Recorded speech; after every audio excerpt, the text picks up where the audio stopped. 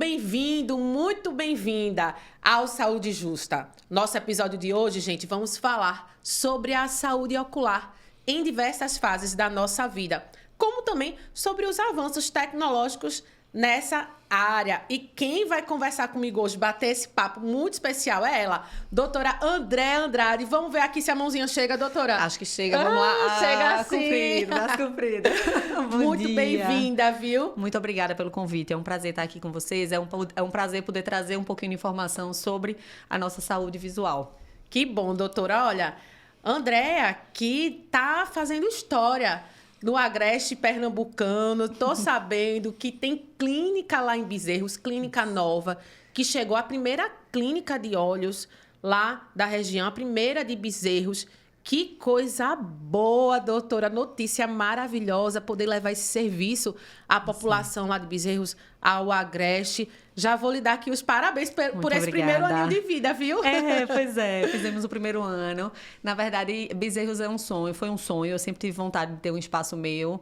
E fazendo estudo de mercado, enfim, buscando alternativas, principalmente para os locais que tinham pouca opção de acessibilidade à especialidade.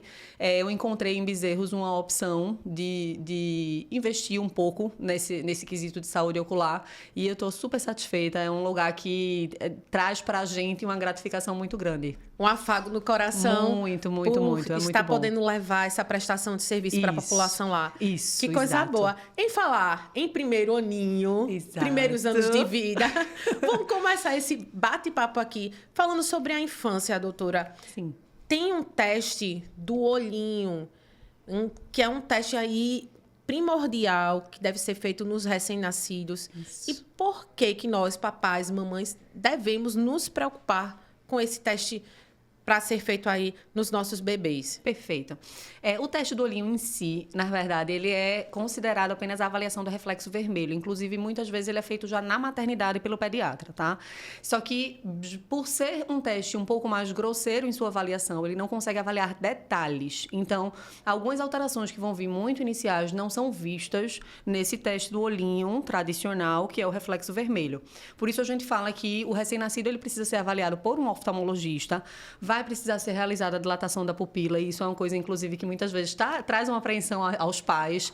Vai pingar um colírio, ele é tão novinho, vai doer, tão bebê. Em que período, assim, seria uma semana depois de nascido, isso. 48 horas? O ideal no primeiro mês de vida, mas não existe um período mínimo. Nasceu, fez todos aqueles cuidados iniciais, a gente já pode estar fazendo a avaliação. Habitualmente, a gente faz na primeira semana de vida, que é quando os pais estão voltando para casa, e aí isso pode ser feito tanto em consultório quanto em domicílio. A gente pode levar o material para fazer essa avaliação em casa, para não tirar o bebê do seu conforto. E o que é que ele vai detectar, doutora? Perfeito. Então, quando a gente dilata a pupila, eu vou começar aqui mostrando para vocês um pouquinho do meu olhinho. Eu trouxe para tornar as explicações um pouco mais elucidativas. Quando a gente dilata a pupila, na hora que eu coloco uma luz para fazer a avaliação anatômica, eu vou ter acesso às estruturas que estão dentro do olho. Então, se eu tiver, por exemplo, uma catarata congênita, alguma opacidade nessa região que vai impedir que a luz chegue na retina para que essa visão se desenvolva, eu já dou o diagnóstico de forma precoce. Ou se eu tiver alguma lesão na parte de trás, na retina, um retinoblastoma, que a gente vai conversar um pouquinho mais, alterações que podem vir decorrentes do parto, por exemplo, sangramentos na retina, essas avaliações só podem ser vistas com a dilatação e com material específico do oftalmologista, e muitas delas podem ser diagnosticadas e tratadas de forma precoce para que você consiga fazer com que essa criança desenvolva a visão de forma saudável. Tudo isso nesse teste do olhinho, doutora. Dá pra gente fazer essa avaliação. Exatamente. Vocês, como médicos especialistas. Isso. Mas isso não seria apenas com aquele do infravermelho. E o reflexo vermelho a gente não consegue ver isso, exatamente. Então, teria a gente que fazer o do reflexo vermelho logo nas primeiras horinhas aí, para tentar detectar algo. E esse que seria um pouco mais detalhado. Exatamente. Até um mês de vida seria o ideal. O ideal, para que você fosse veja feito isso, essa avaliação. Exatamente. Essa avaliação. Muito importante, não é, doutora? Muito. Porque, veja, é uma criança, ela vai ter toda uma vida pela frente para desenvolver essa função visual. Então, o que você faz nesse período da vida vai ser determinante para toda a vida, para todo o resto da vida dessa pessoa, desse ser humano. Então, um pequeno exame, um exame pouco invasivo, vai fazer dilatação. Às vezes é um pouco desconfortável para o neném, mas não é nada de outro mundo. Muitos nem choram. Os pais ficam, mas ele não tá nem chorando, mas é porque não é tão incômodo. A gente sofre mais, né? A gente sofre mais do que o neném, exato. E aí a gente vai colocar uma luz um pouco mais intensa, mas sempre com o objetivo de buscar, de avaliar. Fazer esse mapeamento completo. Mapeamento, exatamente. E a doutora pontuou bem em relação ao retinoblastoma, que é o câncer, né? No olhinho. A gente teve um caso que repercutiu e repercute bastante, que é da filhinha do Tiago Leifert, né? Isso. Que eles, pelo que eu entendi, eles não fizeram esse teste do olhinho. Foi o que eu entendi, né? E que poderia ter sido detectado desde já, aí como você bem trouxe para a gente agora. Isso. E o que é, de fato, esse retinoblastoma? Isso. O retinoblastoma é um tumor maligno que acontece nas células da retina e que acontecem mais nos primeiros meses de vida. E ele não começa como um tumor avançado. Como todo câncer, ele vai começar aos pouquinhos. Então, quando você tem um diagnóstico precoce, a gente consegue oferecer tratamentos minimamente invasivos para que essa criança consiga, por exemplo, preservar o globo ocular, que para a gente é o principal objetivo, mas se identificado de forma precoce e que a lesão não esteja numa área tão central, tão nobre da visão, a gente consegue, inclusive, preservar a função visual dessa criança. Mas, quando esse diagnóstico não é feito de forma precoce, muitas vezes a gente precisa remover o globo ocular com o objetivo de que o câncer não se espalhe. E aí já vira uma questão de preservar a saúde, a vida do indivíduo, e não necessariamente o globo ocular, a visão em si. Então, o diagnóstico precoce é essencial. E nesse teste do olhinho também é possível fazer. Isso. Doutora, e se detectado num recém-nascido, é possível iniciar o tratamento nele recém-nascido? É possível. É tão bebezinho ainda. Sim, é possível e é necessário, na verdade. Quando a gente dá o diagnóstico precoce, o oftalmologista geral, que faz esse tipo de avaliação, que tem experiência com avaliação de criança, se identificado alguma lesão suspeita, isso vai ser encaminhado para um oftalmologista especialista na parte de câncer, que vai fazer o tratamento junto com o oncologista. Então, é um tratamento conjunto para que essa criança consiga ter tanto o tratamento da parte oftalmológica quanto o rastreio clínico geral, porque aí vai precisar ver se já existe extensão do tumor para algum local. Entendi, doutora.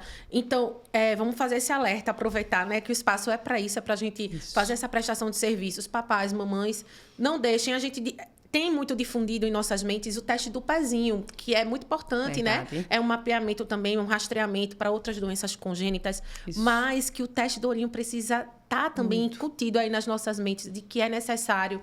Então, você aí, papai e mamãe, na maternidade deve exigir, não é, doutora, que seja feito. E depois, o ideal é que se dirija aí a uma clínica especializada e faça até um mês de vida esse complemento, vamos assim dizer. Isso, e essa avaliação mais detalhada. Aí fechado. Isso, aí fica esse tudo amarradinho. Fechado. E aí, dependendo do que o oftalmologista encontrar, ele vai orientar quando vai ser a próxima avaliação, se é aos 6 meses de vida, se é 1 ano. E aí vai manter esse acompanhamento de acordo com o que foi visto e até com o histórico da família, da criança, porque tudo isso a gente leva em consideração para determinar o segmento. Eu ia lhe perguntar, com que frequência as crianças, né? A gente pulando agora do teste do olhinho, recém-nascido, tudinho. Sim. Aí depois a criança vai lá crescendo, entra na fase escolar. Isso. E nesse lapso de tempo, qual seria a frequência com que eu devo levar a minha criança para o oftalmo? Eu tenho uma menina de 5 anos. Certo. Ela foi lá, bebezinha, até 1 ano, e eu não levei mais. Fez lá os exames que tinham que ser feitos. E para mim, já foi tudo suficiente. Tranquilo. Fica meio que na mente da gente assim, quando reclamar de algo, eu vou e levo. Ótimo, foi ótimo você dizer isso. Veja, não, os protocolos que a gente tem hoje para seguir falam que a gente precisa fazer essa avaliação no recém-nascido. Depois a gente faz uma avaliação aos 6 meses, que é o período ali de maior desenvolvimento. E aí depois a gente faz com 1 ano de vida. Dependendo de cada caso, do histórico familiar, de cada avaliação da criança, aí a gente vai começar a espaçar essa avaliação. Se for uma criança que não tem nenhum fator de risco e está tudo normal no exame, a gente vai fazer essa avaliação dentro de 2 anos. Ou seja, fez com 1 ano a última, vai fazer aos 3. E aí, no intervalo mais ou menos de 2 anos, essa criança precisa ser acompanhada. Por quê? A criança, muitas vezes, ela não vai verbalizar. Ela não vai verbalizar que ela não está enxergando, ela não vai dizer que está achando que tem alguma coisa estranha, porque muitas vezes ela nem percebe, uma vez que o cérebro nessa idade tem uma neuroplasticidade muito grande. Vai se adaptando ali. Vai se adaptando. Se meu olho direito não está enxergando, o olho esquerdo vai dar conta do recado. E aí eu começo a ter uma chance maior de desenvolver o que a gente chama de ambliopia, que é um olho que não estava sendo estimulado, vai começar a não desenvolver essa visão, e depois eu não consigo recuperar isso. Entendi. É como se tivesse uma atrofia do nervo óptico, doutora? não exatamente do nervo, mas das estruturas que vão conectar tudo isso para que essa visão se desenvolva não só a nível ocular, mas a nível cerebral também. E aí a gente começa, por exemplo, acho que você já ouviu falar aquelas crianças que colocam tampão, que são estrábicas, põem um tampão. O olho que está desviado, que a visão não vai estar sendo tão estimulada, quando eu coloco o tampão no olho bom, eu vou estimular aquele olho que não está funcionando para que essa visão se desenvolva. E aí, na vida adulta, se o paciente fez todo esse acompanhamento, ele vai conseguir ter as duas visões funcionando bem. Entendi. Agora, isso só pode ser feito na infância. Porque a neuroplasticidade, até os 6 anos de idade, principalmente, é o período em que isso faz mais diferença no desenvolvimento das vias. Entendi. Nossa, como é bom, né, gente? A gente ouvir quem entende do assunto. Muito técnico, muito técnico. Não, mas muito esclarecedor e, assim, bem detalhado. Falando ainda na criança, a gente já vai passar para a fase adulta, mas eu queria trazer um gancho para a nossa vida moderna. A minha opinião é, infelizmente, né? Infelizmente, as crianças estão sendo cada vez mais expostas às telas. Sim. Principalmente a tela do celular, né? Que tem aquela luzinha que é um pouco mais prejudicial, né? Do que a da televisão, mas que também é uma outra exposição. Sim. E isso tem afetado a visão das nossas crianças? Tem alguma coisa a ver com número de casos de miopia? Isso. Tem alguma correlação, doutora? Sim. Explica pra gente. Perfeito. Eu vou começar explicando isso dando o exemplo da pandemia. Na pandemia, a gente teve um boom de miopia. A gente teve um aumento de casos enorme de miopia. Por que isso? Porque na pandemia, as crianças não podiam sair de casa. Então, você estava dentro de casa, os pais se vendo ali no desafio de manter aquela criança com algum tipo de interação, exato. Até as aulas, né, doutora? Até as aulas virtuais, exatamente. Então, a gente teve um aumento muito grande da exposição às telas. E isso numa idade em que o globo ocular ainda está crescendo. E quando a gente coloca esse objeto num ponto mais próximo, existe um estímulo para que o olho cresça um pouco mais, e é isso que vai fazer com que a miopia se desenvolva. Então, sim, a exposição às telas na infância vai ter uma relevância no desenvolvimento da miopia. E uma das coisas que a gente sabe que protege isso para que isso não aconteça é exposição a atividades externas. A radiação ultravioleta, ela libera uma determinada substância, um determinado hormônio que vai fazer com que esse olho não cresça tão rápido, e aí isso protege a miopia. Então, a gente sempre orienta que, hoje que a gente pode fazer isso, graças a Deus, a gente faça mais atividades externas, que a gente estimule as crianças a fazer esportes, e que a tela a gente sabe que muitas vezes é uma necessidade, e não vamos idealizar romantizar, o mundo. né? Não, isso não existe. A gente sabe que a tela é uma necessidade, mas que ao menos a gente consiga encontrar um equilíbrio para que essa exposição não se torne uma coisa tão prejudicial, sabe? Então, sim, respondendo a tua pergunta, existe uma correlação com a miopia e essa exposição vai aumentar o desenvolvimento da miopia a nível mundial, com certeza. Então, é outro alerta também, né? Se a sua criança tá o tempo todo ali na tela, você é mais um chamado para que você vá a um oftalmo checar como é que está essa saúde ocular dessa criança, não é, doutora? Exato. E até porque, assim, a criança que pode estar desenvolvendo a miopia, muitas vezes ela não vai ter queixa, não, porque o mundo do míope aqui perto, ele é muito nítido. A dificuldade do míope vai vir numa distância muito grande. E aí, se essa criança vive num mundo aqui muito próximo de telas e ela não se expõe a atividades em que ela precisa usar essa visão de longe, ela não vai dizer nada. Ela não vai demonstrar nenhum comportamento estranho. Então, isso precisa ser rastreado ativamente para que possa ser corrigido. Se for principalmente uma criança que ainda não está na alfabetização, não é? Que ainda não escreve, que não precisa enxergar nada na escola de longe. Perfeito. Então, ela não vai verbalizar, não vai ter essa dimensão de que ela está passando por aquilo, né? Isso, exatamente. Entendi. Exatamente. Tem uma pergunta aqui em relação ao que existe de mais moderno hoje na área da oftalmologia.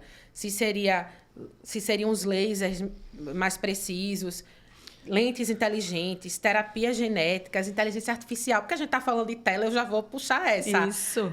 O que é que tem, assim, de novo, de avanço, que a gente pudesse trazer para essa nossa conversa e até para as pessoas que, de repente, precisam utilizar uma prótese, algo assim, e possam enxergar nessa nossa conversa uma esperança, doutora? Isso. Olha, eu acho que oftalmologia hoje é uma das áreas que mais cresce a nível tecnológico dentre as áreas da medicina, sabe? Até porque esse crescimento, ele não vem só do ponto de vista terapêutico, sabe?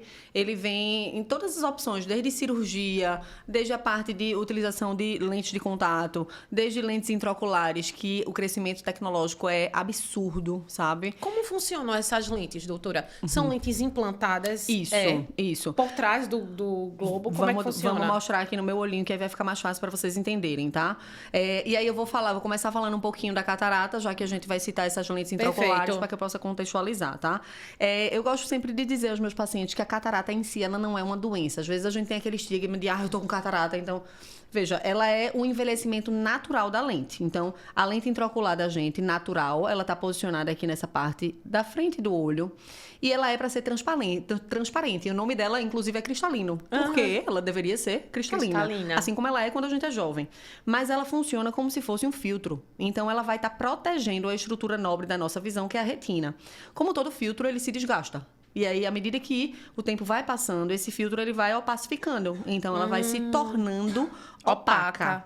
E aí, quando a luz tenta passar por uma lente opaca, ela não consegue. E aí, eu começo a ter, apesar de não ser uma doença, eu começo a ter prejuízos funcionais na minha visão, porque eu não consigo mais gerar uma imagem nítida, já que a luz não está conseguindo passar lá para trás para a retina. E aí, o que é que a gente faz na cirurgia? O tratamento da catarata hoje, ele é cirúrgico. A gente não tem nenhum colírio que seja indicado para tratar a catarata.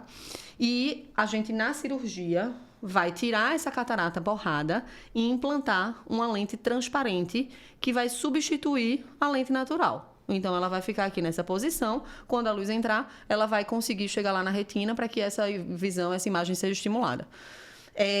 Hoje a gente tem uma variedade de tecnologias em implante de lente intraocular enormes. Na cirurgia a gente faz uma microincisão e aí eu já puxo a parte tecnológica, que hoje a gente tem equipamentos, materiais, microscópios, facoemulsificadores que vão conseguir auxiliar na cirurgia para que ela se torne minimamente invasiva. De forma robótica, doutora? Robótica ainda não. Por que não? As estruturas são muito microscópicas na oftalmologia. Então, quando a gente precisa lidar com a robótica, a gente ainda talvez não tenha precisão suficiente para fazer incisões, pontos, mas a gente está caminhando para isso. Acho que é uma coisa aí que vem como promessa para os próximos anos, sabe? E aí, quando a gente implanta essa lente intraocular, eu posso, a depender da tecnologia da lente, estar corrigindo não só a catarata. Vamos aproveitar para corrigir outros problemas que esse paciente tem? Uma miopia, uma hipermetropia, o astigmatismo. Então, a depender do tipo de problema do paciente... Consegue-se fazer isso. Se consegue fazer isso. Então, a gente vai estar oferecendo um tratamento para catarata, que por muito tempo a gente não tinha essa tecnologia. Então, o objetivo era corrigir a catarata. Coloca uma lente ali que talvez não vá dar tanta precisão, mas eu estou corrigindo a catarata. E com o desenvolver tecnológico, a gente hoje já consegue fazer a correção de outros problemas junto com a resolução da catarata. Gente, e essa lente, ela precisa ser trocada ou não? Não precisa ser trocada. Ela está lá para ficar. O que acontece com o tempo é que ela pode começar a opacificar. É como se fosse criando uma sujeirinha atrás da lente. Aí se faz uma limpeza? Isso. Aí faz a tal da limpeza do cristal. Que a gente fala. Isso. A gente, com laser, e isso é feito no ambulatório mesmo, não precisa ir pro bloco. Entendi. Não precisa ir pro bloco. Coloca um colíriozinho anestésico, super rápido, um procedimento a laser que a gente faz no ambulatório para poder tirar aquela opacidade que ficou ali por trás e aí resolve o problema. Tem alguma forma da gente evitar que aconteça essa opacidade do cristalino, doutora? Você diz a catarata ou da lente? A catarata, perfeito. Veja, o principal fator que vai estar relacionado ao desenvolvimento da catarata é a idade.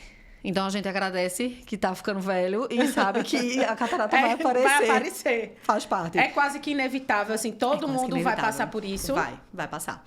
Qual é uns antes, outros um pouquinho depois. Isso, aí vai vir um componente genético, que algumas pessoas podem apresentar um pouco antes. E uma coisa bem importante, que é o quesito saúde, como uma forma geral. Porque existem algumas doenças, algumas comorbidades, que vão fazer com que essa catarata apareça de forma mais precoce. Por exemplo, o diabetes. Por exemplo, o tabagismo. Por exemplo, exposição solar muito intensa. Lembra que ela funciona como se fosse filtro? Então, se eu estou fazendo uma exposição muito intensa no sol, eu posso ter uma opacidade mais precoce. Por exemplo, o uso de algumas medicações, como corticoide, de forma muito intensa, podem fazer com que a catarata se apareça de uma maneira mais precoce. Ou seja, respondendo a sua pergunta, tem como evitar? Tem. Se a gente conseguir evitar os fatores que a gente sabe... Aceleram, né? Que aceleram, eu vou conseguir evitar um aparecimento mais precoce da catarata. Mas que ela vai aparecer, Mas vai. pensando na idade, vamos rezar aqui para todo mundo ficar velhinho. Um dia vai ter e a gente trata. Todo mundo vai ter. Isso. E o tratamento, assim, mais indicado seria esse. Isso, cirurgia. Da lente intraocular. Isso. É assim. E a gente falando em inovação, eu tenho aqui um dado de um avanço histórico na medicina regenerativa que aconteceu lá em Israel e marcou o primeiro transplante bem-sucedido de uma córnea totalmente impressa em 3D.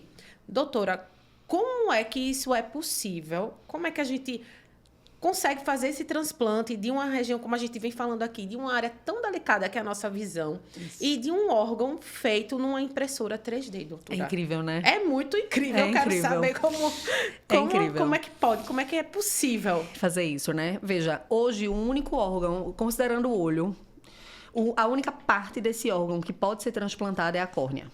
Que está aqui na frente é essa parte mais externa. Se eu botar o dedo aqui, vou tocar na minha córnea, a gente não vai fazer isso, porque a córnea é extremamente inervada e sensível. Por isso, quando cai alguma coisinha no olho, a gente já fica super agoniado, porque a córnea tem muitas terminações nervosas que vão gerar dor. E aí, como a córnea é a única estrutura hoje que pode ser transplantada, os estudos para que a gente consiga buscar alternativas de material para usar na córnea transplantada existem de forma bem fomentada. Hoje, a única coisa que é liberada é a córnea de um ser humano que foi doada, certo? E a gente nem sempre vai transplantar a córnea toda. Eu posso hoje transplantar partes da córnea. Só o endotélio, só a lamela. Então, existem tipos de transplantes específicos de partes detalhadas da córnea, o que é bem delicado. E aí, o que foi que aconteceu lá em Israel? Eles fizeram o primeiro transplante de uma córnea impressa em 3D. Eles pegaram a córnea de um ser humano saudável, e dessa córnea, eles viram que eles conseguem desenvolver uma média de 300 próteses para implante. E aí, eles fizeram o primeiro teste em vivo com o transplante de uma córnea que foi impressa em 3D de forma bem sucedida. Isso é uma coisa que... É um marco histórico mesmo, não é? É um marco. Por que eu digo que é um marco? Não só por toda a inovação que traz, mas porque hoje existe fila para transplantar córnea. Então, se eu encontro uma alternativa de um material que eu posso, de forma mais rápida, produzir para que seja transplantado, eu termino fila. Esse paciente que estava praticamente cego vai conseguir uma reabilitação visual mais rápida com uma córnea que foi impressa em 3D. É claro que ainda vão existir outros estudos, ela ainda não está liberada. Isso é um estudo ali que está começando a ser aplicado na prática, mas existem etapas que precisam ser seguidas para fazer isso de forma mais disseminada.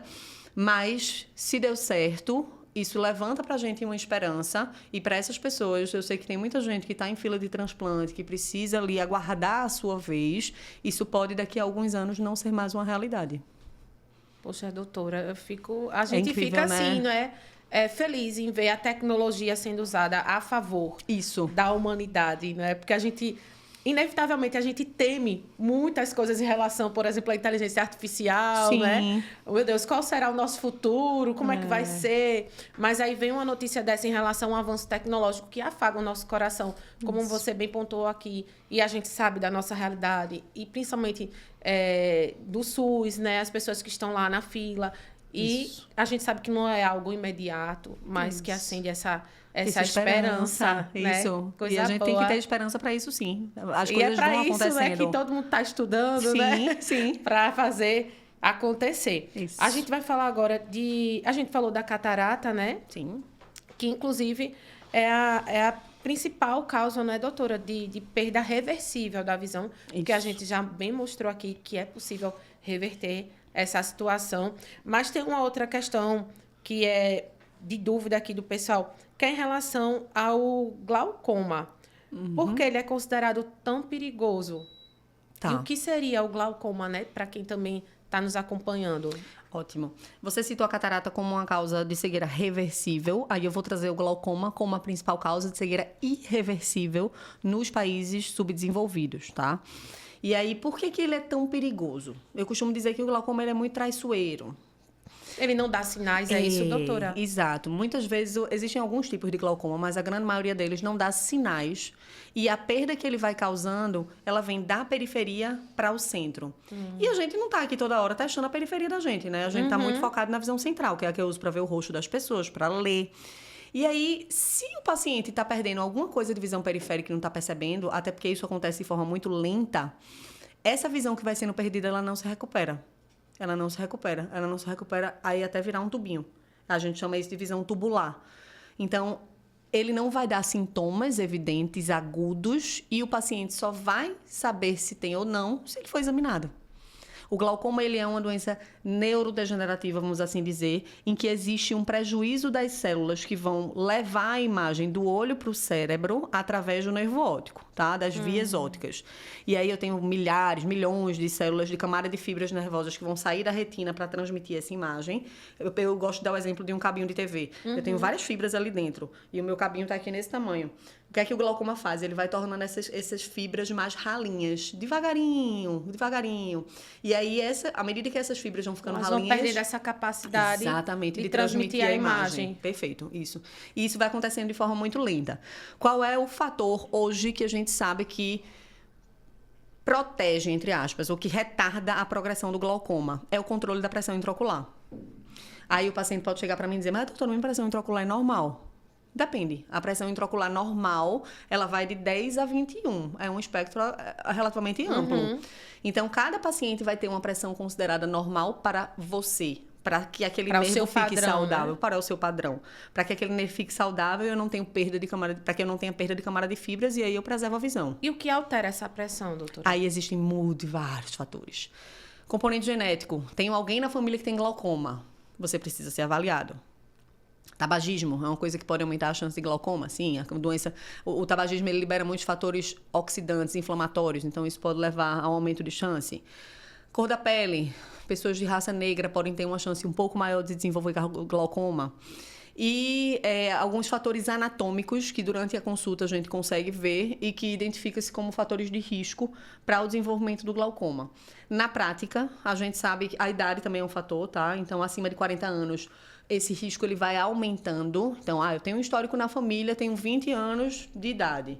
O risco de você ter glaucoma é pequeno agora, mas vai acompanhando para ver se já existe algum fator que possa mostrar o diagnóstico e caso não, a partir dos 40, essa avaliação vai ter que ser feita de forma mais frequente porque o risco aumenta. Então, na consulta, a gente vai avaliar não só a pressão intraocular, mas todas as estruturas envolvidas para ver se a gente fecha um diagnóstico ou não. Muitas vezes os pacientes ficam aflitos, que eles chegam na consulta e dizem, doutora, fulano, isso que eu tenho, ciclano, isso que eu não tenho. Eu tenho ou não tenho? Eu tenho ou não tenho? Nem sempre a gente vai ter essa resposta imediata, porque ele é muito lento, como eu falei. E aí a gente precisa de tempo para acompanhar e entender como é que está funcionando esse sistema visual, como é que está funcionando esse campo. Se está havendo uma perda realmente. Isso, se existe perda, para que se justifique começar o tratamento. Às vezes já chega de cara, a gente já vê uma doença avançada, a gente tem que tratar, ok. Mas, às vezes, a gente consegue acompanhar para identificar de forma mais detalhada se existe ou não um diagnóstico para começar a tratar. E como é esse tratamento? É com colírio? Isso. Na verdade, hoje a gente já tem várias alternativas, tá? Hoje, para alguns tipos de glaucoma, o laser, a trabeculoplastia seletiva laser, que é o SLT, que é um laser feito no ângulo de drenagem do glaucoma. Então, a gente remodela esse ângulo de drenagem. É uma opção terapêutica para melhorar a pressão intraocular sem precisar de medicação. Nem todo paciente vai ter indicação e é um laser que também não dura para sempre, mas entra como uma alternativa de tratamento nas fases iniciais. Colírios, com certeza. A gente tem classes de medicamentos que vão ser usadas no tratamento do glaucoma e que conseguem estabilizar a doença de forma bem eficiente. Doutora, tem alguns glaucomas que são mais avançados, que estão muito agressivos e estão progredindo a despeito dos tratamentos feitos. Aí a gente entra para a parte cirúrgica. E hoje a gente tem cirurgias microinvasivas, tubos de drenagem, que são colocados para que a pressão intraocular seja compensada de forma menos invasiva com uma cirurgia fistulizante que a gente fazia muito antes e que ainda é feita, tem seu espaço, mas que existem alternativas menos invasivas para esse tratamento. E o que se foi perdido, como a gente me pontuou, não consegue recuperar. Não. O tratamento vem para impedir, então, a perda total Isso. da visão. Isso. Não é O isso? que perdeu, perdeu, mas Não vamos tentar não recupera. perder mais nada. Vamos tentar preservar aquilo que ainda existe, já que é uma doença que não tem cura, mas tem controle, a gente consegue preservar aquilo que ainda existe. E esse diagnóstico precoce seria feito de que forma? Campimetria? Isso. CT? Hoje a gente tem vários, a gente chama de propedêutica do glaucoma. A gente tem diversos exames que vão ser lançados no ambulatório mesmo. Existe a campimetria, existe o OCT de papila, a tomografia de coerência óptica, que hoje é um exame super detalhado que vai avaliar. Lembra que eu falei da camada de fibras? Essa camada de fibras que vai estar saindo da retina e entrando no nervo, ela é quantificada na tomografia de coerência óptica. Então, eu vou estar vendo ali.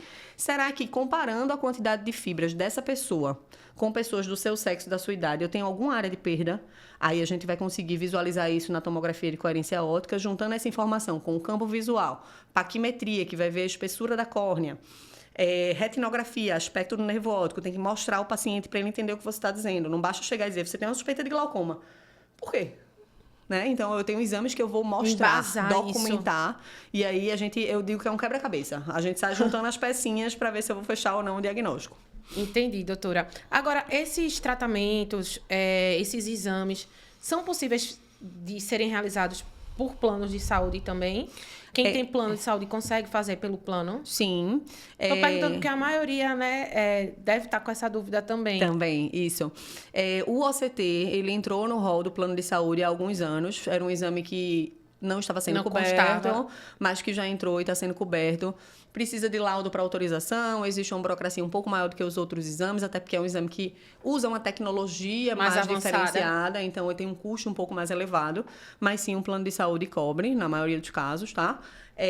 Existem exames de eletrofisiologia que também podem ser feitos para auxiliar no diagnóstico, que normalmente não entram na rotina, mas que têm a capacidade de dar um diagnóstico precoce, que aí o plano não cobre, mas como não é uma coisa que entra na rotina, acaba que muitas vezes a gente consegue conversar com o paciente para buscar alternativas, caso não haja cobertura pelo plano, tá? Entendi. Mas pensando na avaliação De forma básica, geral. de forma geral, o plano cobre. Então, basta você ir para consultinha para poder... Para poder fazer. Cada um faz sua parte. Né? Agora a gente vai falar aqui das doenças da retina. Começando por uma que é cada vez mais comum aqui no nosso país, que é a retinopatia diabética. Como é que ela afeta a visão, doutora? Olha, como especialista de retina, isso é uma coisa que eu sinto muita necessidade de falar, porque eu vejo que o diagnóstico precoce faz toda a diferença. É muito triste quando você está no consultório e você pega um paciente que já sabe que tem diabetes há mais de 10 anos e que nunca foi examinado. Porque a doença, ela começa, assim como o glaucoma ali, de forma bem silenciosa, na maioria das vezes. E quando a gente começa a tratar, eu tenho possibilidade de mudar completamente o desfecho da doença. Então, o diabetes é uma doença que não é só do pâncreas, não é só da resistência à insulina, é uma doença do corpo todo, vai afetar todos os órgãos. E com a retina não é diferente. Ele começa a liberar fatores que fazem com que a retina fique mais inflamada, mais inchada, sangrando, formando vasos doentes e que vão causar uma baixa visual em um determinado estágio da doença.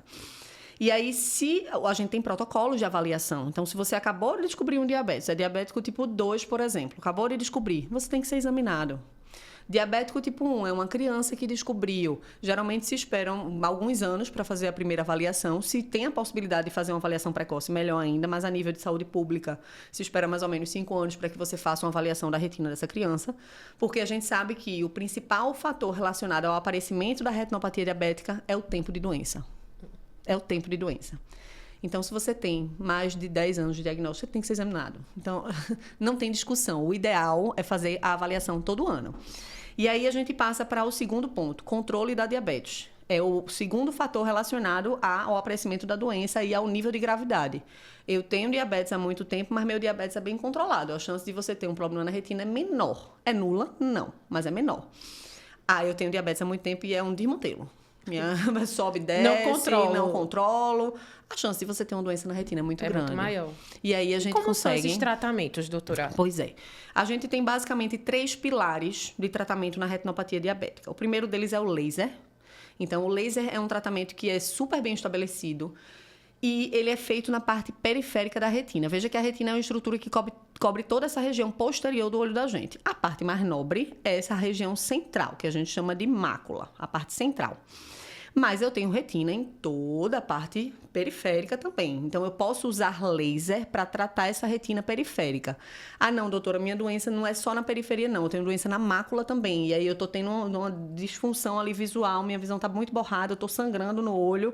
Aí a gente parte para o segundo pilar do tratamento, que são as injeções intravítreas. São medicações que são aplicadas dentro do olho. Os pacientes se assustam bastante, eu entendo. Eu já virou eu de já banda. me assustei aqui, porque assim, gente, diferente de outras partes do corpo, a gente vai ficar ali vendo, não é, doutora? Assim, você vai tomar, claro, vai tomar ter anestésico, isso. você vai ter aquela anestesia, mas não tem como você fechar o olhinho e esperar acontecer. Você vai estar lá com o olhinho aberto, né? É verdade. E aí assusta a gente, que aí vão dar uma injeção e você, como é que vai ser isso? Eu vou estar vendo tudo, né? Veja, é desconfortável, não dá pra dizer que não é, mas via de regra a gente faz no bloco cirúrgico, com sedação, é um ambiente controlado, tranquilo. A agulha é bem fininha, mais fininha do que um fio de cabelo, é um procedimento super rápido, super seguro, mas que tudo que a gente não conhece dá medo. Então, até você fazer a primeira dose, você fica com receio. Depois que você faz, eita, doutora, foi tranquilo, e eu já tô começando a ver minha visão melhorar, e aí a gente começa a entender que os tratamentos eles vão se complementando e que faz sentido se submeter a isso.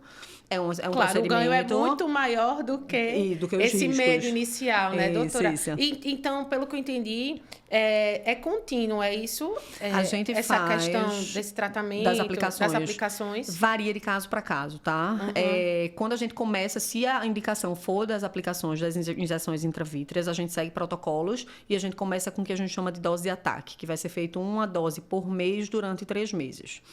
E aí tem pacientes que vão conseguir ficar sem a medicação por um tempo, tem outros que têm uma dependência maior, porque a retina ela tá ali liberando fator o tempo todo, a gente precisa manter o tratamento.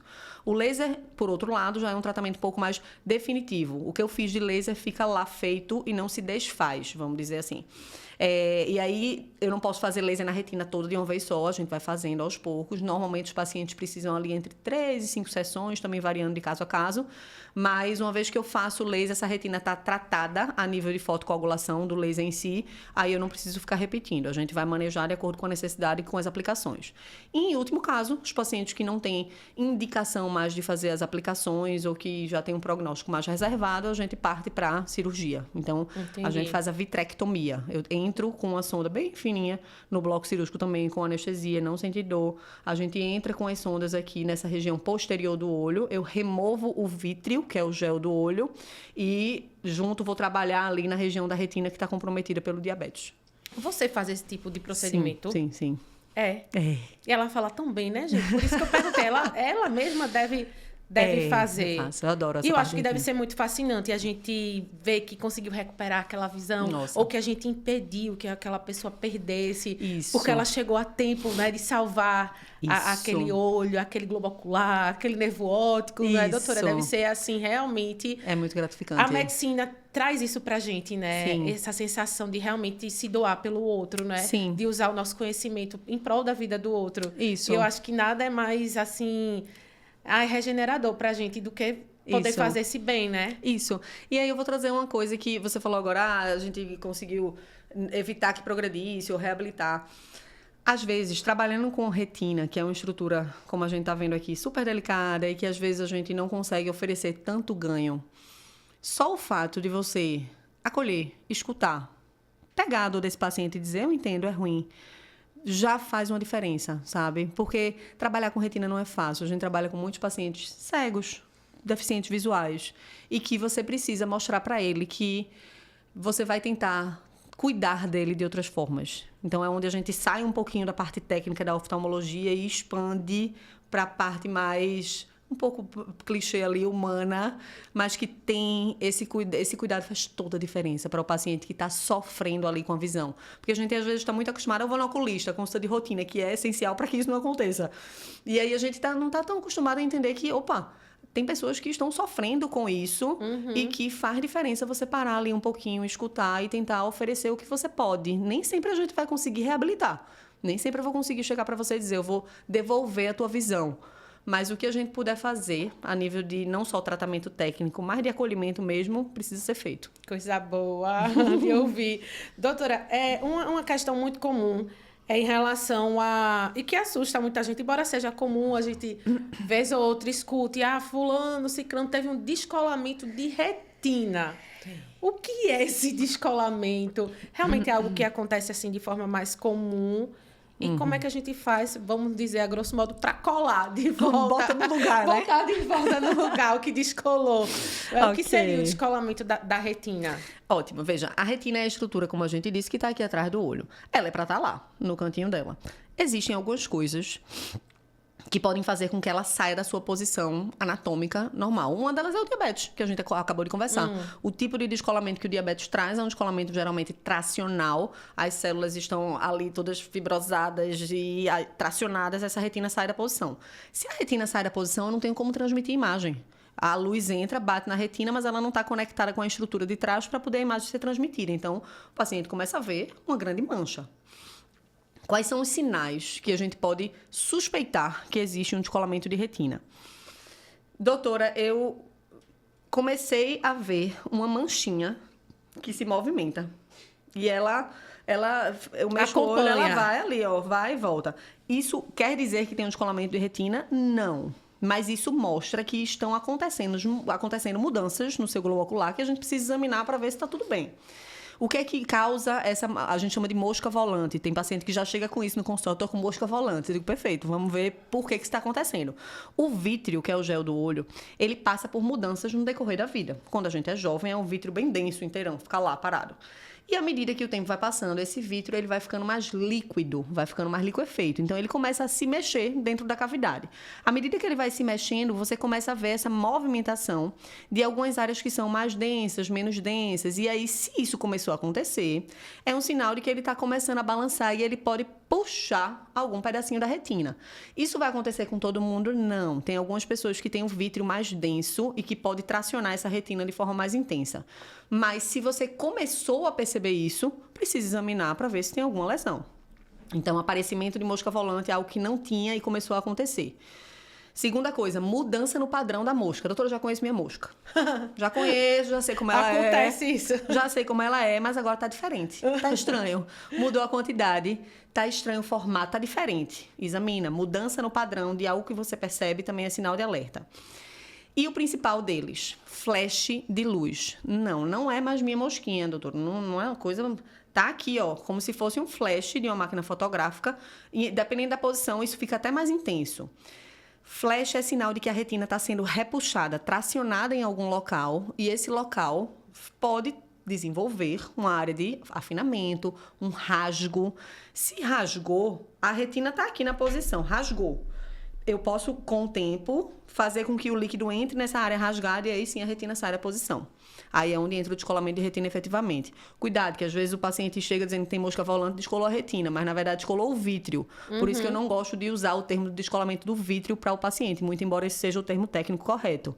O vítreo ele vai descolar, esse movimento que eu falei. Mas às vezes o paciente confunde o descolamento do vítreo com o da retina. Quando entra no consultório, diz, tem um descolamento de retina, mas agora já dá uma taquicardia, mas na verdade é do vítreo. Então, entenda que o vítreo é esse gel que vai estar balançando e que ele pode causar alguma lesão na retina que vai levar a um descolamento. Tá? Entendi.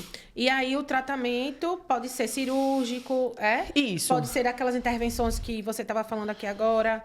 Olha, se for um descolamento de retina já realmente que aconteceu, o tratamento ele é cirúrgico, tá? Com a mesma vitrectomia que eu havia falado para o diabético, a gente vai ter que vitrectomizar o paciente. E fazer... Aspirar o líquido que está ali embaixo da retina, colocar ela no lugar. Assentá-la novamente. Assentá-la, exato. E aí a gente vai no lugar do gel colocar o que a gente chama de substituto vítreo, que pode ser o gás, pode ser o óleo, e aí vai depender de cada caso, tá? Entendi. E aí, se o paciente vem pra gente com essas queixas e a gente identifica alguma lesão de risco, opa, rasgou a retina, mas a retina tá colada. Maravilha, vamos então, fazer... Dá pra fazer essa correção? Isso, dá pra fazer um laser... Que vai corrigir esse rasgão. Ele não vai corrigir o rasgo, ele vai proteger a retina ao redor do rasgo. Rasgou. Doutora, vamos fechar o rasgo. Não consigo fechar o rasgo. Evita que esse rasgo se expanda, então. Isso, e que entre líquido ali pra retina descolar. Entendi. Então, ao redor do rasgo, eu faço um laser que vai induzir uma cicatrização e é como se eu reforçasse a retina ali naquele ponto de fragilidade. Tá? Entendi. Então, o laser ele é uma opção para os casos que chegam com a retina colada, mas que tem uma lesão de risco. Eu tinha a impressão que o descolamento de retina era algo instantâneo. pelo que eu aprendi agora, são situações que são gradativas, né? Que vão levando a esse descolamento. Mas eu tinha a impressão de que aconteceu alguma coisa, tive um descolamento da retina. Pode acontecer isso, doutora? Pode, mas nem sempre é o mais comum. O mais comum é um descolamento relacionado à idade, que primeiro vai começar com modificações vítreas. Com essa mosquinha que a gente falou aqui, né? Essa sensação de mosca volante. Isso, que a mosca volante em si, ela é normal se ela não estiver causando lesão na retina. Então, doutora, eu tenho uma mosca. Você foi examinado, sua retina está bem. Maravilha, fica tranquilo, fica atento aos sinais de alarme. Nem toda, na verdade, a maioria das moscas volantes não vão desencadear um descolamento de retina. Mas a gente frisa isso porque é uma fase que o vítreo muda e pode causar mais lesão na retina. Mas acontece, às vezes, de a gente pegar um paciente, doutora, eu não sentia nada, mas a retina descolou. Pode acontecer. Pode acontecer. Não é tão comum, mas pode sim. Às vezes, pancada, um paciente que teve um trauma, aconteceu uma bolada, enfim. Isso. Acontece. Traumas, assim, jogando bola, tudo. Pode acontecer. Pode, porque ali eu tô trazendo um fator secundário, externo. Eu tô ali, bateu uma bola. Aí o vítreo tá ali dentro, balançou, puxou a retina, descolou. Perfeito. Aí pode acontecer. Era essa a minha dúvida, eu acredito que do pessoal também aí, né? Que já deve ter. Fulano caiu, bateu, teve um descolamento de retina. Isso, a gente sempre ouve falar alguém assim. Que acontece isso, né, doutora? Exatamente, pode sim. Olha, agora vamos falar também de um caso que tem chamado a atenção na juventude. Casos de ceratocone, doutora. Por que tem acometido tanto os jovens e o que é, né, o ceratocone? Explica pra gente. Maravilha, veja. Esse ano, inclusive, a gente saiu uma revisão sistemática dizendo que houve um aumento no diagnóstico de ceratocone. O que é que acontece? O ceratocone é uma doença da córnea, que é essa estrutura aqui de fora, e é como se essa córnea ela tivesse modificada ao ponto de ela, de forma anômala, estranha, ela vai ficando mais fininha e mais pontuda, como se fosse um cone. E ela vai afinando e ficando pontuda. Por que esse estudo, e aí foi um dos argumentos que eles colocaram no estudo, identificou um aumento desses casos? Na realidade, o acesso a consultas oftalmológicas tem sido um pouco mais fácil do que no passado. Então, essas pessoas estão tendo mais diagnóstico. E o avanço tecnológico para o diagnóstico precoce também está sendo importante nesse aumento de diagnóstico. Talvez a gente já tivesse muito paciente com ceratocone, mas que nem sabia, sabe? E aí, com esses diagnósticos precoces, a gente olha e diz, opa, aqui eu tenho ceratocone, que está iniciando, aí eu trato para ele não avançar, e aí a gente consegue identificar de forma precoce, mas na realidade são pacientes que provavelmente na nossa história já tinham ceratocone. Então, acho que na verdade havia uma subnotificação. Isso, exatamente. E agora os casos devem ser até os mesmos em relação aos números, mas agora estão sendo mais notificados, né? Possivelmente. E o que de fato leva a acontecer isso na córnea, né? A ficar nesse formatozinho do cone. O que é que faz? Veja, o principal fator relacionado ao desenvolvimento do ceratocone é a coceira. Então, geralmente, pacientes jovens, crianças, adolescentes, que têm algum quadro alérgico, dermatites, asma, rinite, aí acorda de manhã, dá aquela coçadinha boa, e aí todo dia, a córnea sendo exposta a esse atrito, ela vai começando a desequilibrar as estruturas ali internas e isso vai fazendo com que ela fique pontudinha, tá? Então, a coceira é o principal fator relacionado ao desenvolvimento do ceratocone. Se a gente tem um paciente, então eu já adianto para vocês, eu conheço alguém na minha família, enfim, tenho alergia, vivo coçando esse olho, faça uma consulta, evite. A gente tem tratamento para evitar, porque eu entendo que às vezes dava muita vontade de coçar, mas a gente tem tratamentos para evitar que esse estímulo da coceira aconteça. É só você ir na consulta, a gente vai diagnosticar tudo e vai prescrever. E aí, se na consulta a gente vir que existe alguma suspeita do ceratocone, a gente vai pedir exames para dar o diagnóstico. E aí, quando a gente dá o diagnóstico, eu vou ter opções de tratamento para o paciente com ceratocone, para que eu possa melhorar essa visão, número 1, e impedir que isso avance. Mas tem como retrair, não? Não. Não volta ao formato original mais, a córnea. Existem tratamentos cirúrgicos que podem fazer com que ela regularize um pouco mais, sim, tá? Que aí é o que a gente chama de anel. Os especialistas, não é a minha área de especialidade, mas eu vou orientar de forma geral, para quem quer entender um pouco mais. Nessa parte aqui, a gente coloca um anel, o especialista de córnea vai implantar um anel para que eu aplane um pouco essa córnea, e aí eu corrijo do ponto de vista refracional. Não é que eu esteja corrigindo o problema da córnea, eu estou regularizando ela para melhorar a visão. Mas a gente não pode esquecer que tem que tratar a coceira, tratar a doença na córnea para poder evitar que isso progrida, senão vai avançar de novo, né? E aí entra um tratamento que há alguns anos mudou completamente o desfecho do paciente com ceratocone, que foi o crosslink. O crosslink é um tratamento em que a córnea é como se você congelasse aquela córnea. Eu vou fazer um tratamento ali para que ela pare de ficar pontudinha e fininha. Então, eu congelo ela ali e aí eu consigo estacionar a doença. Hoje é o único tratamento que é feito para estacionar a doença. E isso fez com que as taxas de transplante de córnea causadas por ceratocone reduzissem muito. Então, foi um grande ganho para os pacientes com córnea. Porque chegava a esse ponto de necessitar, de fazer com que o paciente precisasse passar por um transplante, doutora? Chegava. Porque comprometia muito a visão, essa questão desse formato de cone. Isso. Tanto o formato, que aí vai gerar alterações refracionais, que é impossível de corrigir com lente e com óculos, quanto os pacientes, às vezes, avançavam tanto que eles começavam a criar opacidades. A córnea fica opaca, porque as estruturas começam a se quebrar, literalmente.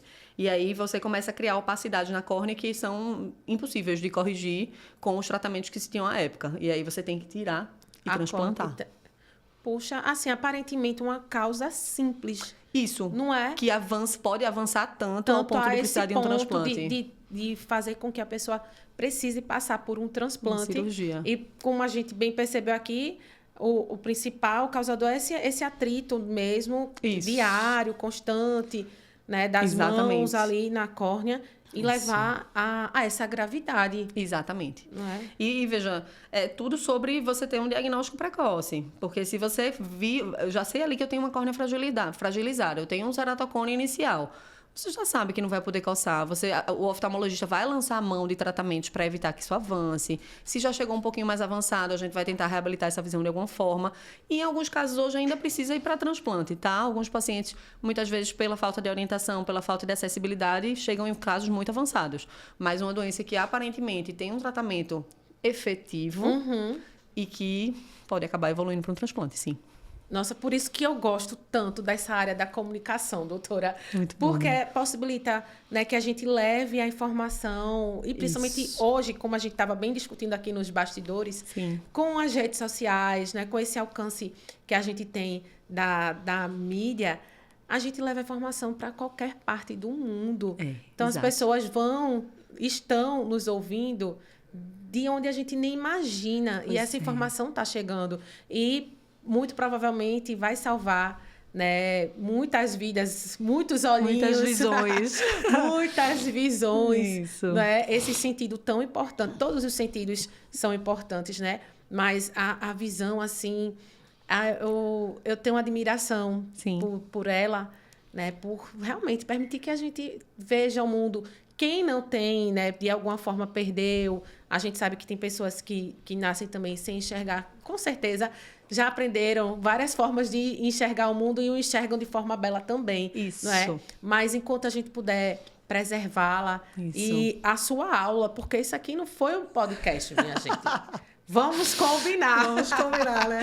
Que a doutora legal, muito obrigada. Andréa é muito didática e, assim, explica de uma forma tão clara coisas tão difíceis para quem não é da área, né? Eu não sou dessa área, assim como a maioria do público não, e eu tenho certeza que todo mundo que está assistindo aqui a gente ficou encantado com a sua forma de falar, com a sua forma de explicar, e ainda mais mostrar a gente a importância de atitudes simples, de que a nossa saúde é global, não é que nada está isolado, tudo que a gente faz vai refletir em alguma parte do nosso corpo, nada está separado. Eu tenho diabetes, então tenho que cuidar só disso, eu tenho hipertensão só disso. Não, tudo é um conjunto, né, doutora? Isso. Tão feliz dessa conversa. Chega aqui. Muito obrigada por muito tudo. bom. Obrigada pelas palavras. Eu fico muito feliz de estar trazendo um pouco dessa informação. Eu faço isso com meus pacientes no consultório e poder fazer isso num nível de abrangência maior é um prazer enorme. Muito obrigada. Muito bom. E claro que eu não vou deixar de perguntar Quem quiser encontrar lá a Clínica de Olhos de Bezerros, tem Instagram, tem rede social. Isso. Como é que faz? A gente pode mandar lá as perguntas também, né, minha Manda gente? também, que eu vou ter o mandar maior os prazer. directs. Aproveitar, porque a gente esclareceu muitas questões aqui, mas eu tenho certeza que muita gente ainda ficou com muitas outras aí. Claro, muitas dúvidas. E pode ter essa oportunidade de Claro. conversar. Né? A doutora também vem aqui para Recife, enfim, Isso. tem chances de encontrá-la. Sim. Qual é o Instagram para a gente achar? Vamos lá. Lá em Bezerros, a gente tem o Instagram da clínica, que é o @Clínica de Olhos do Agreste. Vocês podem mandar por direct, por mensagem lá nas perguntinhas das postagens. Eu vou ter o maior prazer do mundo em responder. Aqui em Recife, eu faço os meus atendimentos no H-Visão, no Hospital da Visão. Então, a gente coloca aqui também um @. E eu também atendo em Caruaru, na Iris Oftalmo. Então, os pacientes podem me encontrar nessas regiões ali diversas. Olha, tem várias opções. Muitas opções. Eu gosto verdade. muito de atender no interior, adoro atender aqui em Recife também. Então, isso é uma coisa que eu faço com muito prazer. Não só o atendimento em si, mas essa orientação. Eu acho que é super importante, como a gente conversou aqui, para prevenção. Então, vocês podem me encontrar nesses meios. Vai ser um prazer atendê-los também, para quem quiser fazer uma avaliação. E qualquer coisa, mandem as dúvidas, tanto para a Priscila quanto na nossa página, que a gente vai ter um prazer enorme em responder. Vai ser ótimo. Ai, doutora, foi muito bom conversar. Muito obrigada, você foi meu. Foi esclarecedor, gente. Eu tenho certeza que vocês amaram também. Já vão lá, já busquem no Insta Clínica de Olhos do Agreste. Olha, um aninho de vida. E nós estamos aqui celebrando o primeiro de muitos e muitos anos. Não Amém. tenho dúvida, de muito sucesso e de reconhecimento dos seus pacientes pela sua dedicação à medicina, a essa área da oftalmologia, que você consiga levar aí luz e esperança para o nosso Amém. povo do Agreste com profissionalismo mesmo, que é o que a gente precisa, de profissionais éticos comprometidos com o verdadeiro sentido da medicina, que é esse de salvar, né? Salvar vidas. Olha, para vocês, Obrigada.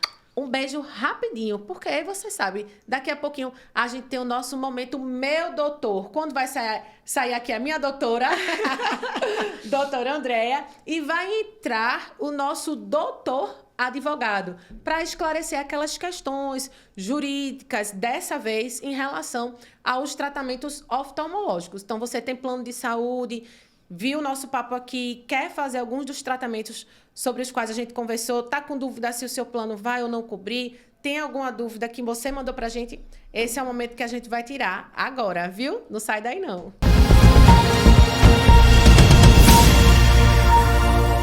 Estamos de volta e, como eu bem disse, chegou a hora do momento Meu Doutor. Hoje aqui comigo, ele que já virou veterano aqui, né? Já é da nossa casa, doutor Leonardo Vanderlei. Vamos ver se a mãozinha chega. Já estava ficando craque. Já tá aqui, olha, já é do Saúde Justa, não é? Seja muito bem-vindo, viu? Obrigado, Mais uma Priscila. vez Mais aqui uma com a vez, gente. obrigado Que pelo alegria. convite. Vamos então esclarecer as dúvidas, né, Vamos do nosso embora. pessoal, da nossa audiência aqui. Como o senhor bem assistiu aqui nos bastidores, a nossa conversa hoje Fantástica. foi maravilhosa. Fantástica. Com a doutora André Andrade sobre a oftalmologia de uma forma geral, a saúde ocular. Sim. E um dos temas que a gente conversou, eu até pude aprender de uma forma Foi bem... uma aula, foi né? uma aula, É, né? foi uma aula. De forma bem didática com ela, foi em relação à cirurgia de catarata. Como é que funciona? São colocadas lentes intraoculares. Ela explicou assim de forma brilhante, né? Bem esclarecedora mesmo, como é que funciona isso. E eu até, conversando com ela, perguntei em relação aos planos de saúde, como Sim. eram esses procedimentos, doutor? E aí eu vou, claro, transferir essa pergunta, aproveitar a sua presença. Justo. Em relação aos planos de saúde, isso está previsto no rol da ANS, essa questão da implementação dessa lente intraocular, nesse caso da catarata, é previsto? O plano de saúde deve custear? Como é que funciona? Vamos lá. Primeiramente, mais uma vez o prazer de estar aqui com vocês, esclarecendo as dúvidas dos espectadores. A cirurgia de catarata, ela está prevista no rol da ANS, então, no sentido da cirurgia, não há tanta dificuldade. A grande questão para fins de planos de saúde com a cirurgia de catarata é justamente a lente intraocular. Por que isso acontece? Porque as operadoras elas se limitam a custear a lente monofocal, que é a lente nacional, rígida, como a Que é doutora um pouco bem mais explicou. simples, É mais simples, a cirurgia ela exige corte, ponto, o pós-operatório é muito mais complicado, combate exclusivamente a catarata e às vezes tem pacientes que até o combate não é 100%, só que é uma lente mais barata, em detrimento da lente multifocal importada, que ela é, como a doutora explicou, tanto é que a gente ficou até agoniado, né? Um corte simples no olho, mas que a cirurgia é feita de forma muito rápida. Acredito que 10 a 15 minutos seja a média desse tipo de cirurgia. Eu, como paciente, eu posso exigir essa lente Sim, importada? Pode, porque há a obrigação de custeio de todo o material vinculado a um ato cirúrgico que tem cobertura. A catarata tem cobertura enquanto doença. A facectomia, que é a cirurgia de catarata, está prevista no rol da ANS. Então, todo o material cirúrgico vinculado a essa cirurgia deve ser custeado. Mas na prática não é assim, né, doutor? Não é o que acontece. Acontece muito de liberar a cirurgia de catarata, mas com aquela lente que a gente pontuou, que a não, nacional, a nacional, monofocal, isso. E o paciente se vendo obrigado, então, a fazer esse custo dessa lente ou importada. Custear, ou não fazer a cirurgia, quando ele não tem condições de pagar. Só que em ambas as situações, o plano está agindo com ilegalidade, pois há essa obrigação de custeio do material cirúrgico. Em última análise, porque muito do que o plano diz é de que não, eu tenho a obrigação de custeio da catarata e essa lente trata a catarata. Ponto. Cumpri meu papel. Não, porque quem tem que dizer o melhor material é o profissional médico. Então, o plano está intervindo na autonomia médico-profissional de dizer qual é o melhor tratamento. Se o melhor tratamento é aquela lente multifocal, ela tem que ser custeada. E assim, a gente hoje aqui no estado de Pernambuco tem um entendimento muito consolidado de reconhecer, quando essa ilegalidade acontece, dela ser afastada no Poder Judiciário. Porque o regimento legal é muito claro para que o custeio desse material seja feito pelos planos. Mas, infelizmente, é uma prática que acontece continua, muito. Continua e, infelizmente, muitos usuários, né? E eu me ponho nesse lugar, muitos usuários de planos de saúde não têm esse conhecimento. Não, né? E a gente estava até conversando aqui que essas notícias, às vezes, nos pegam de surpresa. A gente vai para uma consulta de rotina e termina descobrindo uma comorbidade, uma doença, algo que a gente nem tinha conhecimento. Né? E aí vem a notícia, olha, precisa operar, precisa isso, precisa aquilo. E na hora, doutor, a gente quer o quê? Resolver aquele problema. Sim.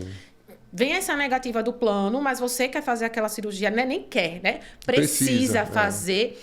E muitas vezes as pessoas terminam pagando do bolso por desconhecer que teriam, sim, direito, no caso da catarata, a essa lente integral. Que seria a lente importada. Isso. E se for negado, a gente reforça aqui qual seria, vamos dizer, o caminho, forma, né, de lidar com isso. Primeiro é comunicando a ANS, doutor? Então, diferente de outros casos que eu aqui até já elucidei para você, de buscar a ANS... Nesse caso, não seria assim. É possível, lógico. A via administrativa sempre é possível. Só que como ela não é excludente do Poder Judiciário, você pode fazer em paralelo. A gente não vê na prática essa via administrativa funcionar nesses casos. Porque é muito fincado nos operadores de não custear esse material. Então, a indicação realmente é buscar um especialista e procurar o Poder Judiciário, pois a chance dessa situação ser revertida é muito maior. Entendeu? Procurar o especialista na área de direito de saúde suplementar. Buscar o Poder Judiciário para que essa cirurgia seja integralmente custeada, inclusive com esse material especial. Como o senhor vive muito isso na prática, como é que funciona? Porque a gente, às vezes, tem a sensação de que buscar um recurso no judiciário vai demandar muito tempo, enquanto aquele nosso problema está ali latente e precisa de uma resolução urgente.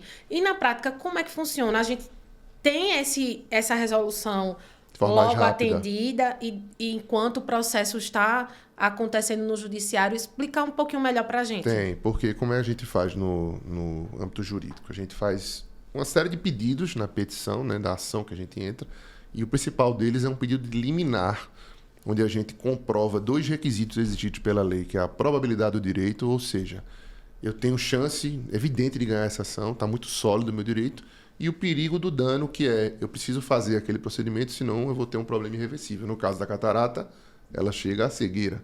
Então, eu preciso operar o quanto mais rápido para que essa catarata não evolua e eu não tenha risco de ter um dano irreversível. Então, isso embasa um pedido liminar para que entrou com o processo, esse pleito já seja apreciado logo de início. Então, assim, variando do magistrado, é uma situação que, às vezes, na semana é resolvido, em 24 horas é resolvido, às vezes 15 dias, mas um procedimento cirúrgico como esse tende a ser apreciado e, em sua maioria, certeza a gente nunca pode dar, mas em sua maioria, a ser deferido pelo Poder Judiciário para que o usuário já acesse a cirurgia no início, sim, com 1 mês de ação, 15 dias de ação. Aí o processo em si vai se estender aí, o tempo é indeterminado. Só que garantindo a cirurgia, aquele problema urgente foi sanado, o processo vai discutir apenas indenização, por conta da má prestação de serviço, e a confirmação dessa obrigação, que tende a ocorrer. Muito difícil a gente ver um caso assim de cirurgia, onde há muita demanda judicial, que se dê a liminar, lá na frente se tire, porque nunca se discute a doença em si, a própria operadora entende que há aquela doença, e o direito já está muito batido, entendeu? É um direito sólido. Apesar de sólido, a operadora prefere, na via administrativa, negar, porque de 10 usuários, 1 vai para a justiça. Então é mais interessante ela manter os 9 na via administrativa enrolados, digamos assim, ou tirando do bolso, do que autorizar para todo mundo e ter um prejuízo maior na ótica dela. Entendeu? Perfeito, muito bem explicado agora, ainda dia a mais. dia. E quais seriam, a gente falou da catarata, mas existem alguns outros problemas, vamos assim chamar, mais comuns relacionados a essa área da oftalmologia, que chegam também para vocês lá, algum procedimento? O que é que tem de mais corriqueiro em relação às negativas dos planos de saúde? O campeão realmente é a cirurgia de catarata, por conta disso tudo que a gente conversou e que a doutora muito bem explicou. Realmente é o carro-chefe, digamos assim, de coisas que a gente vê no dia a dia, mas a gente já observou situações, por exemplo, quando o paciente tem uma carnosidade no olho, que é o pterígio, aí tem um procedimento de exerese dessa carnosidade, que é tirar. Já nos deparamos com negativo, apesar de ser um procedimento previsto no rol da ANS. Aparentemente simples, não é? Muito tranquilo, mas já nos deparamos com isso. Nos deparamos com negativas de um exame, como que a doutora comentou aqui, a OCT, né? Tomografia de coerência óptica. Já apareceu. Não é relevante para dizer a você que são muitos, mas já aconteceu.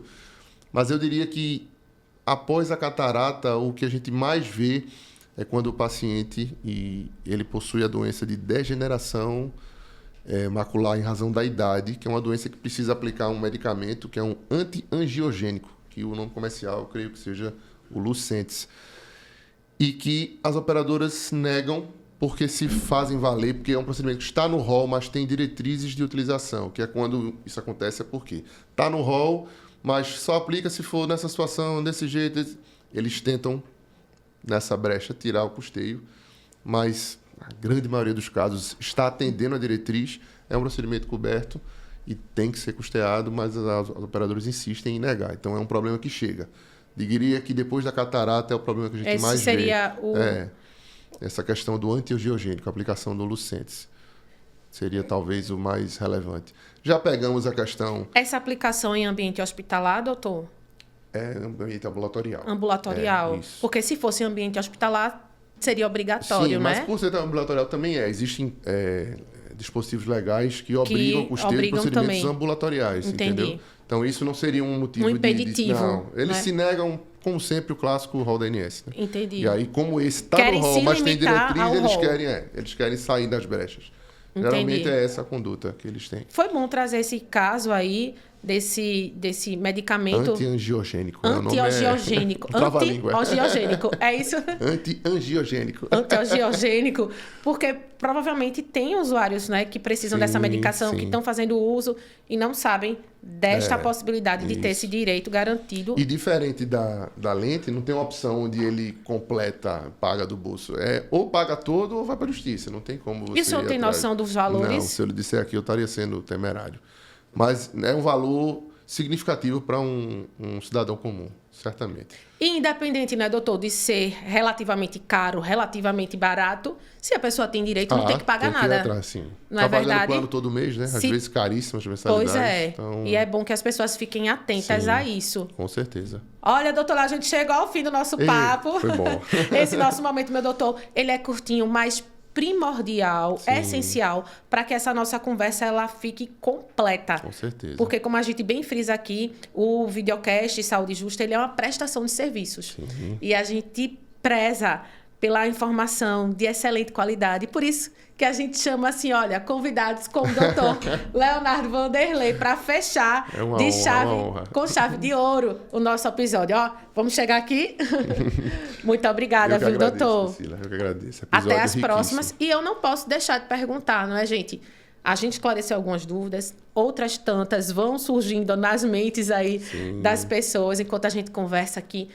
Tem alguma rede social que a gente possa lhe encontrar? Por favor, sua câmera ali. A rede do escritório é o @_DS Advogados. Chegando lá, a gente está à disposição para tirar qualquer tipo de dúvida e para ajudar todo mundo que precisa. E é bem fácil, né, doutor? Tranquilo. _DS Advogados. Não tem erro. Não tem erro. Eu sou uma das seguidoras, de vez em quando eu tô lá, porque vocês trazem muitas informações de decisões, por exemplo, do STF. Eu acompanho bastante novidades, medicamentos aprovados pela Anvisa. Sim. Então, vocês estão sempre alimentando lá o Instagram de vocês com essas informações para o público em geral. Com certeza. A mentalidade em relação à saúde. Isso, utilidade pública. Utilidade né? pública. Informar. De com fato, certeza, era esse é o intuito. Realmente, essa classificação que eu queria para o Instagram de vocês. É um Instagram de utilidade pública. Então, vocês acompanhem realmente o DS Advogados, independente de ter alguma dúvida latente agora nesse momento. Sim, é verdade. Às vezes, coisas que eu nem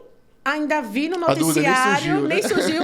Os meninos já estão lá tratando do assunto. Então, a equipe realmente muito boa. E eu tenho gostado muito de acompanhar esse conteúdo de vocês, que inclusive me sugere muitas pautas aqui para o Saúde Justa, através do que eu vejo lá. Isso é uma dúvida legal, vou levar para o videocast para a gente debater, para a nossa audiência ficar esperta lá e sair na frente de todo mundo. Olha, muito obrigada, viu? Priscila. E para vocês também, um outro beijo, um abraço.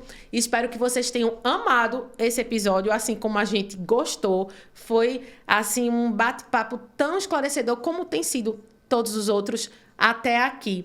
A gente se vê. Fiquem com Deus. Até a próxima.